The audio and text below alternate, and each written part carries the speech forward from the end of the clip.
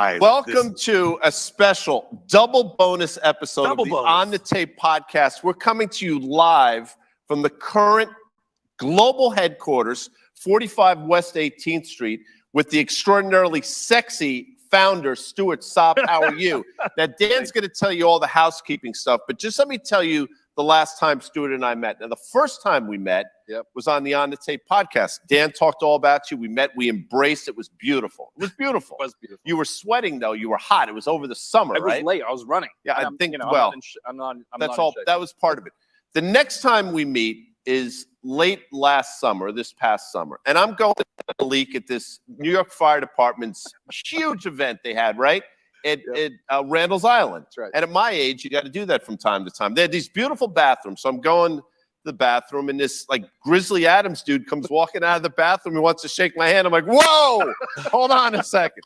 Then I realized it's Stuart, and we embraced. And then you said we were vibing, which I've never heard that expression before. We were vibing because we knew a couple of people. In all these years, we'd never met, but we knew two really close people who are formative in the FDNY board. It was a great evening, and I got to meet your wife. We had a lot of fun. We drank some tequila. It was a great event. But Dan, fill everybody in on what's going on moving forward. Yeah, so two things. I met, Stuart and Trevor and Adam and Aaron and a lot of the team members over the last couple of years, and I've been in your offices here, and you guys have been tremendous supporters of Rich Commercial Media, the company that Guy and I founded 2 years ago, and we are doing a ton of content. Just check it out, people. But it's this sort of stuff. Danny Moses, our main man, has been a fantastic partner of ours for the last 2 years on the tape and Market Call. He comes on our CNBC Fast Money program with us every once in a while. But here's the deal. You guys have been like these amazing supporters. You've been the presenting sponsor of OK Computer, another one of our podcasts.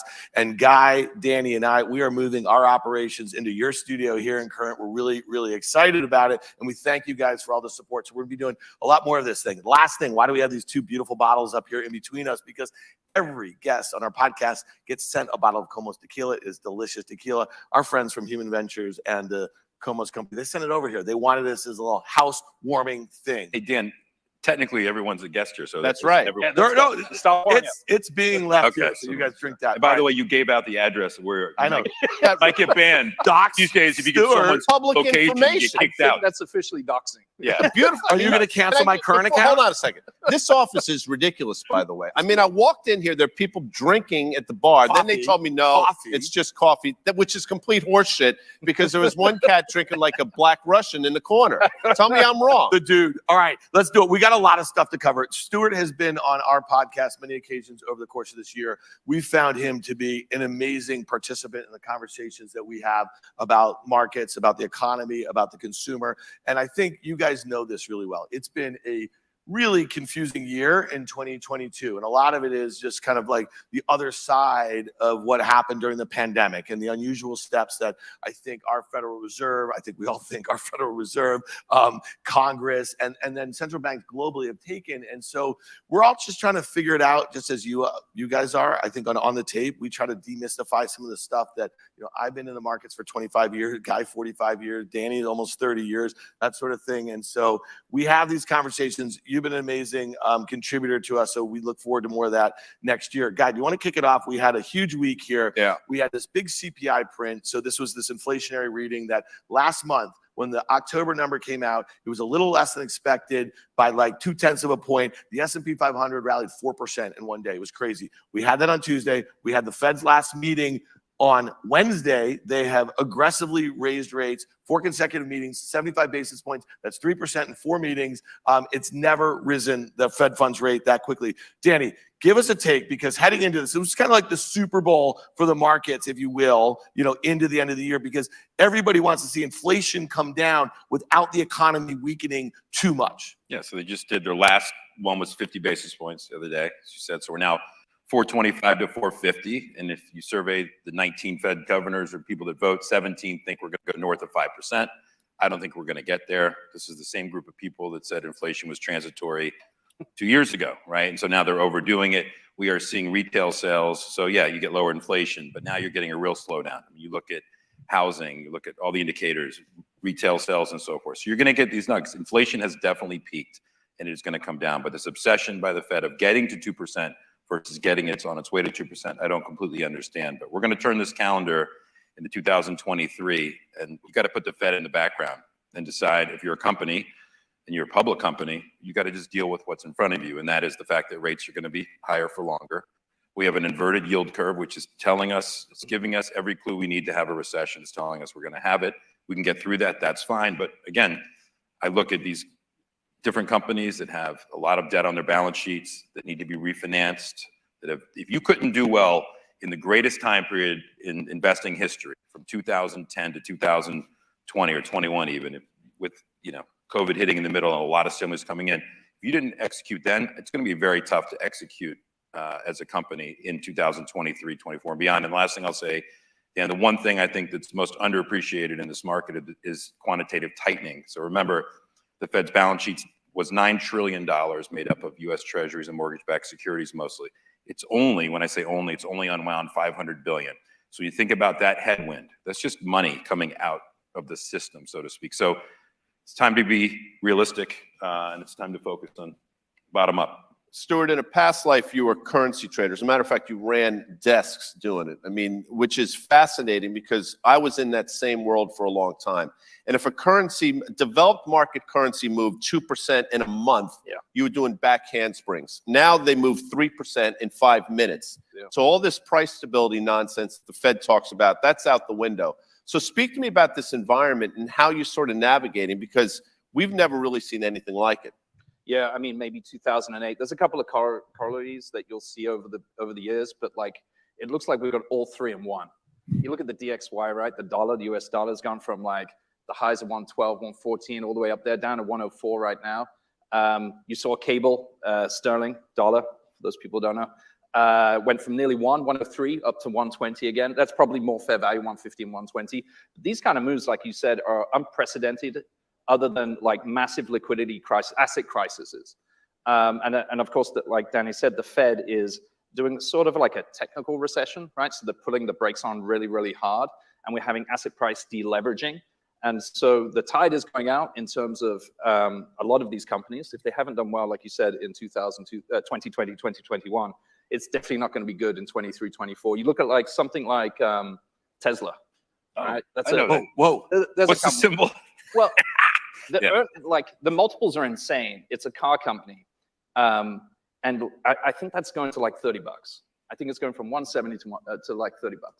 Wow. So really interesting though. Again, what would we start to see when the Fed started to maybe think about taking inflation seriously in 2021, right? So they officially made the announcement in late that year, November, right? It was about a year ago or so. We had already seen high valuation, companies with a lot of debt, to Danny's point, or not profitable. We saw those valuations getting compressed almost immediately, right? I mean, that was like the biggest knock-on effect. And it's really interesting that you bring up Tesla because, you got Danny's antennas up. Danny doesn't see the ticker as TSLA. He sees it as TSLQ because that is the inverse, the stock that trades. That's the only way you see it. But, it's interesting, as the stock market over the last 2 months rallied nearly 18% from mid-October, Tesla's gone the opposite way, right? And what has the Fed been telling us religiously? No matter what the algos read, when there's an inflation print or something, they've been understanding, or at least investors have been understanding, that he's not pivoting right now, right? And so if you haven't sold some of this crap that's massively overvalued, and you've been making this point, Danny, like, it's not done yet. Fine. There's plenty of stocks, buy now, pay laters, or this and that, whatever. They're down 90%, and the equities are probably donuts, as you would call them. But there's still a lot of room for some of these things to go. And then you layer in this, what you're calling a technical recession, Stuart. I think about it this way, and Guy, maybe you have an opinion on this. It's like we had a recession in early 2020. And technically, it didn't exist. It went poof, right? Because of that $4 trillion that the Fed, right, threw at the issue. So it was the quickest recession I think we've ever had. Well, I mean, it's 2 quarters of negative GDP. But the stock market went down 35%, which is the average move during recession in the last 60 years. But that only lasted 4 months, right? So here we are now. We're in a bear market, but we're going to go into a recession that the Fed is inducing, guys. Yeah, it's interesting. And I've said this, and I'll say it here. I think amongst the many villains of the 21st century, I think central bankers are going to be on top of that list. I don't think they're bad people, but I think history is littered with disastrous outcomes born of good intentions. And, we like to think here in the United States we're this great capitalist society, but quite frankly, we're anything but, because what we do here is we capitalize gains and we socialize losses. And that's been going on for the last 20-something years. And it's great to operate in an environment where money is free and you can make mistakes, and those mistakes are sort of glossed over. But I would submit, Stuart, that the environment that we find ourselves in, this is where you separate the wheat from the chaff. And this is why Current, I think, is going to be so successful, because you see a lot of your competitors, a lot of the people that are trying to get into space, the only reason they were there in the first place is because money was cheap and they were able to get, solicit funds for people just throwing money hand over fist at all these different enterprises. Speak to that. Yeah, absolutely. I think, just backing up, I started Current with Trevor all those years ago, 2014, 2015. And, we were in banking. We were trading, like you said, on trading desks. And it was part of this socializing losses in the financial sense. Like banks just got bailed out. I was part of the capital efficiency mechanism where I wasn't really, I was making rich people rich, or richer. And I wasn't super proud about like that part of my life. I was like, okay, I'm not really helping society or anyone else move forward other than myself and some of these people at these big banks. And so we started Current. We're like, okay, how do we, provide total access to banking, low barriers to entry, and help people who are hardworking, blue-collar, middle-class Americans get a foot up in America. And that's why we started Current. So I think it was like born from this like crony capitalism. Without question. And the other thing that I've said is the wealth gap in this country has never been wider. And again, to demonize central bankers, I'll go back to sort of, I want to say it's Hamlet, it's probably wrong, but heavy is the head, or uneasy is the head that wears the crown. And these central bankers are tasked with certain things. So the wealth gap, to a large extent, has been created by zero interest rate, free money environment. And in this situation, at the beginning of this, you know who got screwed? The middle class and the poor. And you know who's getting screwed now as they try to combat inflation that they begged for years? Those same people. So to your point, I think Current stands to do extraordinarily well in an environment where you're going to start to try to at least bridge that chasm. That's it. Also, don't forget the politicians. Central bankers are like one part of the problem, but we don't have distinction between the Treasury, judiciary, politicians, and the Fed, right? Like all that thing is just mashed into one under extraordinary, exceptional circumstances. And I think we need division. We can't have Treasury basically monetizing our debt. We can't have this going forward. That's what a central bank digital currency could be. As I look forward to some of the dangers that we're looking from this point. And I just think like we're in a hell of a mess when it comes to like division of authority and power. And America was meant to be the central guiding light for the rest of the world in how to do it right. And I think this blurring of the lines is getting us to this point that we're in right now. It's not just the central bankers. Bring it back to the investment community, and I see Kathy Wood complaining about what the Fed is doing. Well, she's been buying up these stocks, these companies that don't make money, right? Depending that we were always going to have rates at zero for a long time, and that was supporting valuations. Now, obviously upset about the whole thing. If you're a professional investor, you just have to adjust. You can complain about the Fed all you want, but you need to adjust your business. And if your business can't survive this type of environment, you didn't have a good business plan in the first place. And so what do you do about it? As a personal investor, go out and buy treasuries. And the Fed is giving you the opportunity to do certain things. And so you have to move with what they're kind of giving you. And so we can vilify them, we can talk, but it is what it is. And so how you react to that, to me, is key. And these companies and some CEOs of TSLA, I think is the symbol of it, crying about the Fed, too bad. Guess what? You're about to go through a recession. You sell high-end EVs to the consumer. You've been living off EV credits from the government. You built Solar City in New York from a grant from the state. Go make money without getting subsidized, and I'll find you. But that's the scary part. There's a lot of companies like Tesla, I think, that are about to enter this sphere of what this is like. It's been 13 years. We have to unwind this. If the average Robinhood trader is now 33 or 34 years old, and a lot of people in this room are that age, but you're not investing day to day, you've never seen, you were in high school when this financial crisis happened. You've only known that the Fed has your back. You only know that there's printing of money. Well, this is the reality. 30 years ago, it was like this. We had cycles. We had to deal with high energy costs. We had to deal with war. There's always geopolitical. You just got to adapt to it. And so in the moment, it's not easy to deal with it. But what I'm saying is take a step back, take a look at the bigger picture. Yeah, so it's interesting. Obviously, you guys offer a 4% or so, savings account. I mean, like for us, this is the first time, and literally since I've been in the business, there has been a reasonable near-term alternative to taking risk in the market. And I think that is really interesting.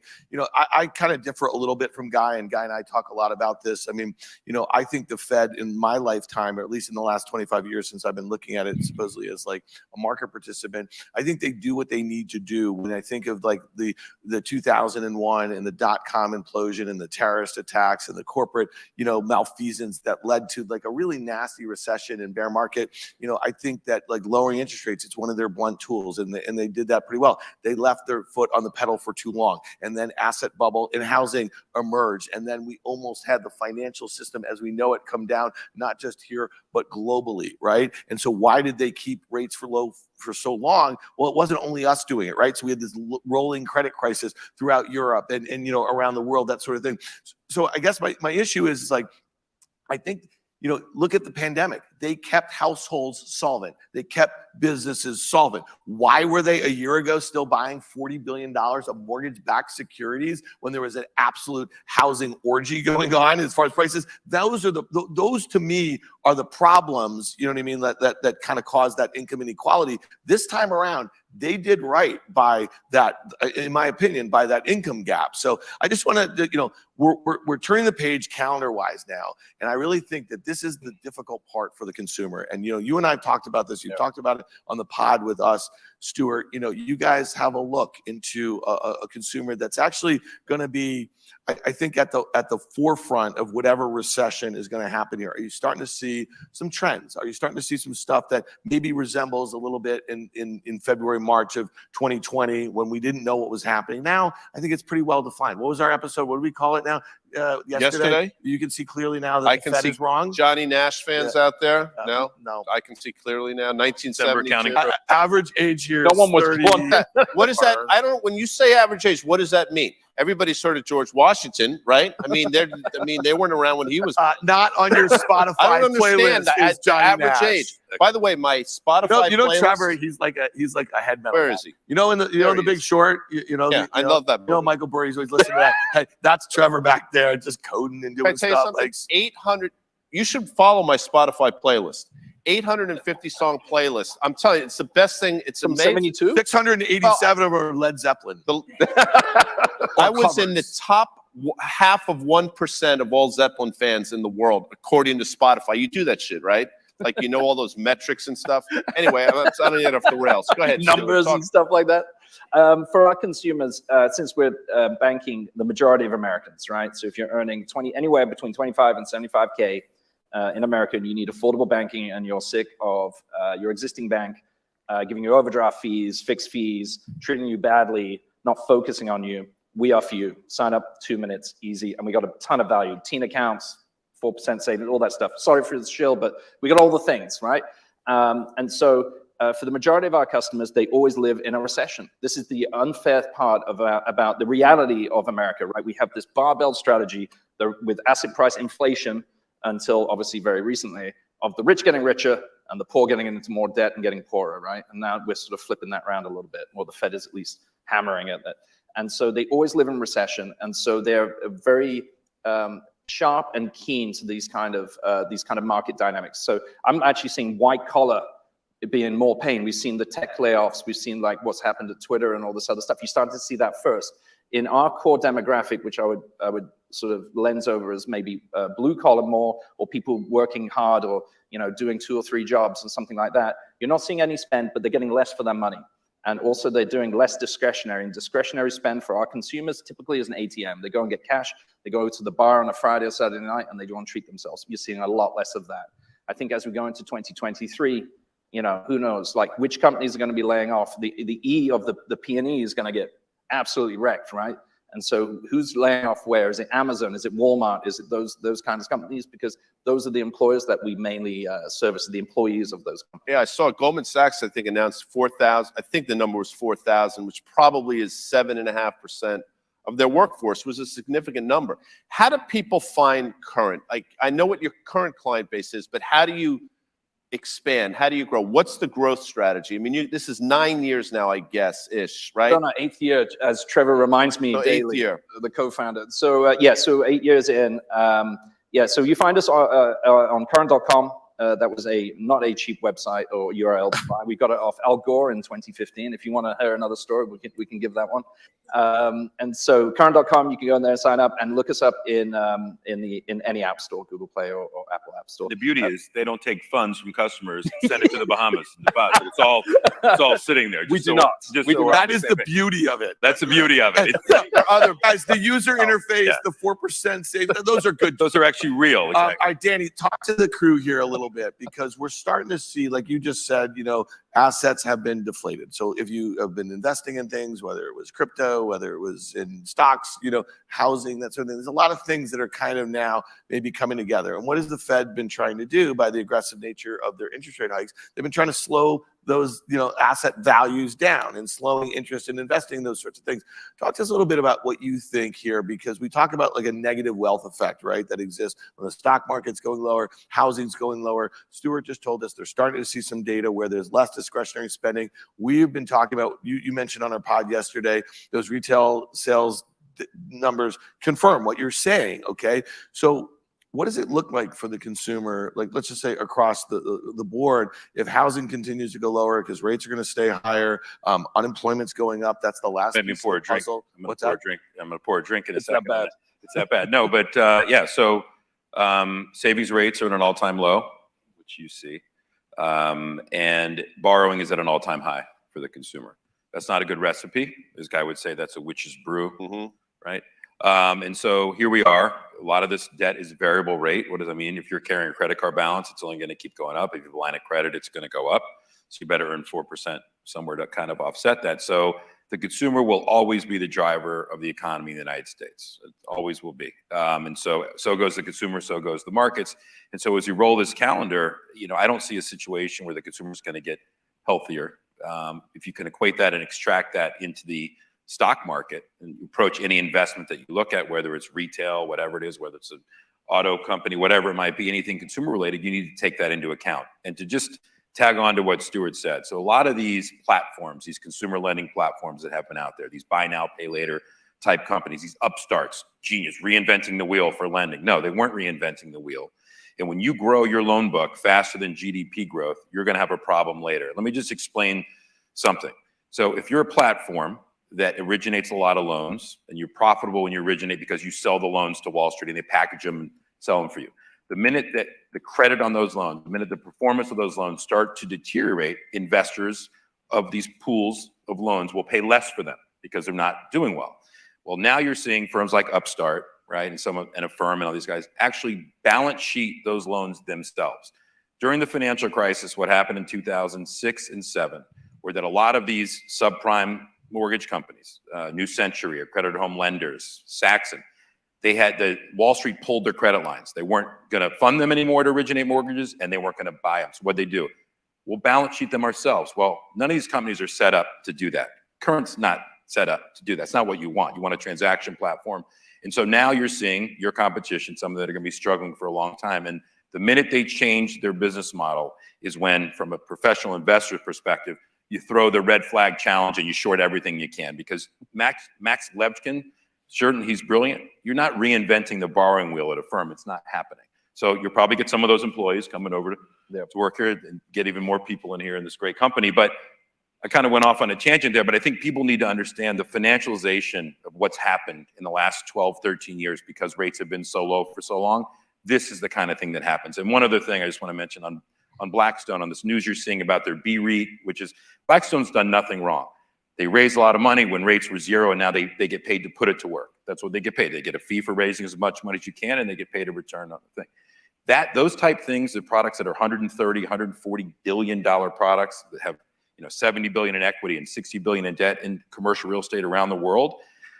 Is there anything wrong with? No, but that's going to be a massive overhang, right, for a long period. So the redemptions that you're seeing and you're hearing about gates and you can't get your money out. So I probably just overdid it a little bit for people here, but my point is that there's a lot to deal with here that we have to unwind through this. And so I can be Pause. Go ahead, Stuart. Yeah, just on that credit note, credit's so cyclical, right? As you know, we've delayed the cycle for we said 13 years, right? So we delayed that cycle for many years. Even Ray Dalio was calling like the long-term end. I think he had 4 goes, right, from 2018 to 2022 at shorten everything.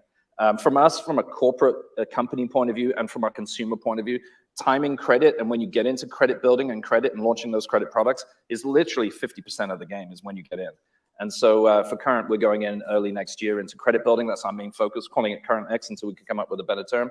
And then we're going into sort of lending and unsecured in 2020, end of 23 into 24, thinking that this is some of the macro trading background here. Is like, okay, these as soon as we get up and running, because it takes 3 years to build a credit portfolio properly, the right way, without doing what you were just saying. Yep. So for us, it's like get it started, get it staffed right, get the right processes and the compliance and legal stuff involved, and then over the next 2 years, I think we're going to see some form of significant pop, and then hopefully Current is there to do it the right way. I think in a past life I was like a Shih Tzu or something, because dogs can sense people in like 10 seconds. They get it, right? And I'd never been here before. I walked in and I could tell immediately all the people I met, they want to be here. They're not punching a clock. They obviously love what they're doing. They love the environment. Culture is an important thing. I worked at Goldman Sachs for 8 years. They preach that. They really ratchet it into you. Speak to me about the culture of Current and what you're looking for going forward. Yeah, culture is one of those loaded terms. I think it means something different for a lot of people. For me, culture is the way of doing business, the way we work together. Rightly or wrongly, I think rightly, obviously, because we made a call as that we're an in-office culture. And so I think companies go through stages, just like humans and adults, and we're maybe an adolescent stage where we need to be in a room together, and we have to solve and unplug unravel a lot of problems, get all those micro conversations going. It's really hard. You know, when you did that thing for 3 months or 2 years, or wherever you are, on Zoom, micro conversations for 5 minutes, it's very taxing. And so this job is already very, very hard emotionally, mentally, even physically, obviously, because I drink so much. And so I think it's still very, there's not one multi-billion-dollar company that I know of that didn't start in person. Right? There's very few, I think, that have started remote. So that was the main thing. It's not because I'm a sadist and just want to stick here. It's mainly because of that. Hopefully one day we get to a size where we're a multi-node, multi-country company, and then hybrid and remote makes sense for us, right? And then we look for 5 characteristics and qualities through how we do business. 1 is honesty. It's super, super important to be honest. 2 is creativity. We want to find people who are creative, but also 3 is analytical. Balancing those 2 opposing forces. You meet your creative person, your friend who's in the band or whatever, not really good with the bank account, right? And then you meet the back-end engineer nerd, no offense, who's like, oh well, all I do is, I don't really do anything else. I don't really do art. I don't enjoy the arts.